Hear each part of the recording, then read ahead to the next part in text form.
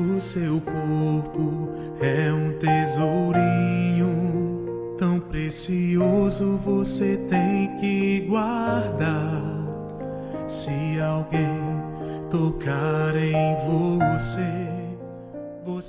Nesse dia, em 1973, uma menina de Vitória, Espírito Santo, foi sequestrada, espancada, estuprada, drogada e assassinada. Numa orgia imensurável, seu corpo apareceu 6 dias depois, desfigurado por ácido. Os agressores jamais foram punidos. Você sabe a diferença entre o abuso e a exploração sexual? O abuso sexual é a utilização do corpo de uma criança ou adolescente por um adulto ou um adolescente, para a prática de qualquer ato de natureza sexual. A exploração sexual é a utilização sexual de crianças e adolescência com a intenção de lucros ou troca, seja financeira ou de qualquer outra espécie. Não permita que isso aconteça. Nem com você e nem com ninguém. Não guarde esse segredo, denuncie. Procure o conselho tutelar de sua cidade, delegacia ou a Secretaria de Ação Social. Ou ligue para o Disque Direito Humano número 100.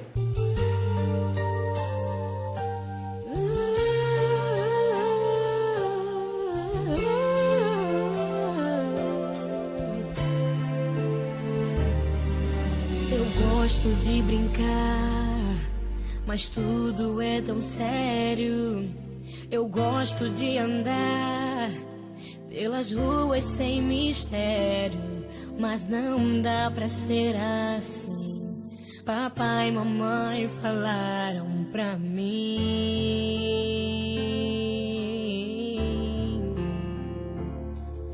Queria não olhar com tanta desconfiança, queria muito crescer só com as boas lembranças, mas no quarto a vida me trancou. Vou gritar bem alto, alguém me escute, por favor. Aqui quem canta é uma criança, é que eu não sei me respeitem minha inocência. O programa Auros Bem-Estar e Vida, neste mês de maio, tem algo muito importante, uma informação muito importante para passar para todos vocês, que diz respeito ao Dia Nacional do Combate ao Abuso e à Exploração Sexual contra Crianças e Adolescentes. E é por isso que estão aqui conosco a Edna e a Lolô. Vou falar Lolô, tá bem? E elas vão poder explicar um pouquinho mais para nós sobre toda esta campanha, não é? Sobre o cenário também em Três Rios relacionado à violência sexual contra crianças e adolescentes. Então, eu vou deixar a palavra com elas. Eu vou começar aqui com a Edna, pode ser? E então, depois a gente vai batendo aqui um papinho coletivo. Olá, Edna, seja bem-vinda. Obrigada. É muito importante, né, a gente estar podendo ter esse espaço, né, de comunicação para a gente estar divulgando essa campanha que nós realizamos já desde 2015, mas iniciou timidamente, porque essa campanha nós iniciamos em parceria com o Conselho Municipal dos Direitos da Criança e do Adolescente, com a Secretaria Municipal de Educação e com a Centro de Assistência, Centro de Referência Especializado de Assistência Social, o CREAS. Né? E esse trabalho a gente já desenvolve dentro das escolas, e principalmente em maio, a culminância, porque nós temos o Dia Nacional de Combate ao Abuso e Exploração Sexual à Criança e Adolescente. E a gente trabalha, nesse momento, nós trabalhamos com crianças de 1º ao 5º ano, através de atividades lúdicas, para poder falar sobre esse tema, né? E o segundo momento, nós temos também, vai acontecer em agosto, dia 24 de agosto, que foi criado pelo Dr. Edílio, o Dia Municipal de Combate ao Abuso à Criança e ao Adolescente, o abuso sexual. Então, todo dia 18, nós fazemos uma mobilização, né, no calçadão, né, às vezes fazemos também no terminal. E, então, os conselheiros de direitos, nós vamos distribuindo à população esse folder, né? E, dentro desse folder, a gente conta o porquê do dia 18, o que é o abuso, o que é a exploração, quais os comportamentos que podem sinalizar, como prevenir, né, as crianças aprenderem e, principalmente, como denunciar. Né? Este é que é o principal. Sim. Mas como que essas escolas são escolhidas? Olha, é o seguinte, nós escolhemos sempre fazer em 4 escolas. Nós escolhemos uma no centro e 3 em bairros. Né? E cada ano é uma escola diferente, não se repete. Né?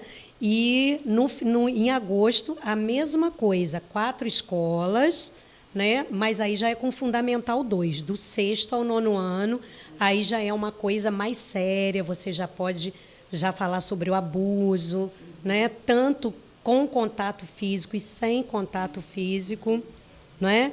E como denunciar, né? E a gente mostrar para eles, né? A gente explica também situações que nós, enquanto os assistentes sociais, já vivenciamos. Né? Então, existe um canal de denúncia? Sim, existe, é o Disque 100. Tá? E o mais importante é o seguinte, você tem o seu anonimato garantido. Você não necessita se identificar. Né? E nós temos também o do Conselho Tutelar, né? Que é o 2255-1190. E a gente tem a Polícia Militar, 190 também, né? E esses casos que são denunciados pelo Disque 100, eles são encaminhados para o Ministério Público. Sim. E o Ministério Público os encaminha para o Conselho Tutelar. Okay. E o Conselho Tutelar faz essa visita para devolver um relatório para o Ministério Público. Agora eu vou falar um pouquinho aqui com a Lolô, que representa o CREAS, é isso? E qual é o cenário, então, da violência e o abuso sexual em relação às crianças e adolescentes? Você consegue falar um pouquinho para nós sobre isso, o trabalho do CREAS também? Bom, o CREAS é o centro de referência, como ela falou, né? Ele trabalha com todas as vulnerabilidades, né? As violações exacerbadas. E essa violação seria como se fosse assim, um pouco meia complicada, porque não existe notificações de grande porte, né? Você vê, no ano passado, nós só tivemos 5 casos de notificação, sendo que nós sabemos que existem muito mais, né? Porque existe ainda não existe um aparato para acompanhar esses casos. Nós não temos delegacias especializadas, as pessoas ficam coibidas, as crianças em si são muito difíceis de se abrirem, e como o CREAS ele é um serviço da assistência, nós temos psicólogos e temos assistentes sociais, mas nós não fazemos terapia, nós não podemos. Então, o nosso trabalho, estritamente, é encaminhar para a rede socioassistencial. A gente faz a escuta, qualquer tipo de demanda a gente atende, faz a escuta. E aí, quando a gente tem um maior problema em relação a esse caso, porque nós não temos psicólogos especializados nesse atendimento. Na realidade, hoje, nós temos que é a Valéria Lobato, que ela pega todos os casos dessas crianças. Então, a gente tenta, de alguma forma, quando nós fazemos alguma campanha em conjunto com o CMDCA, a gente tem, nas atribuições do CREAS, a gente tem que fazer trabalhos de palestras socioeducativas. A gente tenta, e aí vem ser o nosso norte, porque já aconteceu casos que, quando a gente acaba de fazer a palestra, as crianças chegam até a nós e relatam. Né? E aí a gente, hoje, por exemplo, eu fui na zona rural, porque semana passada eu fiz uma palestra para as mães, explicando o nosso projeto. Após eu sair, a semana passada, já vieram 3 casos de crianças, né, que relatam. Só que a gente tenta fazer de uma forma muito, muito carinhosa, a gente não expõe as crianças, a gente procura fazer num terreno neutro, porque nós não temos, vamos colocar assim a palavra, cabedal para chegar para intervir. Então, a gente tenta, no CREAS, no início, no primeiro momento, a gente abarca, a psicóloga escuta, e se for muito pequenininha a criança, ela já faz assim um viés, já mandando para a rede todo o caso. É ainda uma problemática para a gente, porque a gente sabe que não é uma estatística certa, mas a gente calcula que a cada 10 minutos uma criança sofre ou abuso ou assédio, porque a gente tem a diferença, né? Que a gente coloca, a gente até teatraliza, né? Eu sempre pego dois adolescentes ou duas crianças e vou explicando. Então, explica para nós a diferença de abuso e assédio. Vamos lá. Vou explicar. Bom, você é uma adolescente, por exemplo. Chego perto da Eveline. Prazer, Eveline. Tudo bom? Beleza, né? Daqui a pouquinho começa a conversar. Eu sou um outro adolescente, vamos colocar um adulto. Nossa, você está tão cheirosa, Eveline. Nossa, como você está bem? Opa. Né? Uhum. Tudo que é toque que me incomoda, a criança pequena, ela não tem noção. É esse o trabalho que a gente faz muito através do lúdico. Não foi consentido também, né? O adolescente, ele já sabe o que acontece, mas como ele está naquela fase de transição, alguns de famílias muito assim, divergentes em questão de conflitos familiares, o que acontece? Os pais não acreditam. Quando é filhos de relacionamentos diversos, os pais acham que há ciúme na situação e eles acabam se calando. Então, às vezes, a gente se depara com um caso de adolescente que já está sendo abusado desde os 3, 4, 5 anos, e aí ele começa a ter as atitudes diferentes, que aí já, não é que seja tarde, aí ele tem atitudes que ele se coíbe. Aí a gente... E depois ninguém sabe por que tem problema na escola, por que fica agressivo, não é? As mutilações, né? Começa o esconder, né? Aquela criança que antes tinha um comportamento, aquele adolescente que muda radicalmente, a gente tenta, de alguma forma, vislumbrar alguma coisa, encaminhar. Vamos continuar com o teatro. Okay. Aí tá. Aí daqui a pouco eu falo assim, poxa, Eveline, estou afim de você há um tempão, né? Poxa, sei que você se veste bem, você gosta, né? Pô, se você sair comigo tomar um sorvete ali, eu compro um presente para você, eu compro uma calça, né? Eu compro alguma coisa. Quando é criança, pô, o tio bem sabe que você gosta de pirulito, de picolé, né? Aquele que você gosta. Então, a diferença do primeiro é um afeto, né? Uma amorosidade que eu tenho com você. O segundo já é um assédio. O terceiro já começa a ser o abuso. Quando você toca em mim, que eu não consinto, e o término, igual eu falo, eu insisto, eu não quero, você me pega à força, você me coage, você faz chantagem. Aí já passa a ser o abuso, que é uma mistura total, que hoje o nome estupro já não é muito mais usado. Entendi. Tudo que é abuso, né, onde há o toque, porque a gente não pode falar que o menino não é estuprado, porque o abuso é conjunção carnal. Não, tá, o estupro é. Até então, conjunção carnal, vagina com pênis. A partir do momento que começou a ter muitos casos de meninos abusados, machucados, né, abriu um leque e se colocou abuso, consentido, com conjunção carnal, e sem conjunção carnal, sem toque. Por isso que a campanha não fala de estupro, fala de exploração e abuso. Aí a gente tem o voyeurismo, que acontece muito, né? Que é... Agora com as redes sociais, né? A gente tem o cyberbullying, né? Que também não deixa de ser. A gente até pede os adolescentes para ver um filme chamado, até se você quiser procurar na internet, que chama A História de Amanda Todd, que é uma adolescente que aos 12 anos fez um nude e aos 15 ela se matou porque ela foi coagida durante o tempo todo. A gente fala também, quando é adolescente, a gente fala dos vídeos pornográficos, a gente coloca a situação dos telefonemas, de não dar informações erradas no Facebook, porque a gente sabe que eles aumentam a idade, né? A gente tenta, de alguma forma, e é engraçado que a gente vai ver, quando a gente conversa com adolescente, que mesmo com toda a prepotência que eles demonstram, eles não sabem de nada. Nada. Pensam que sabem muito, né? mas no fundo... Deixa eu só passar aqui para a Edna.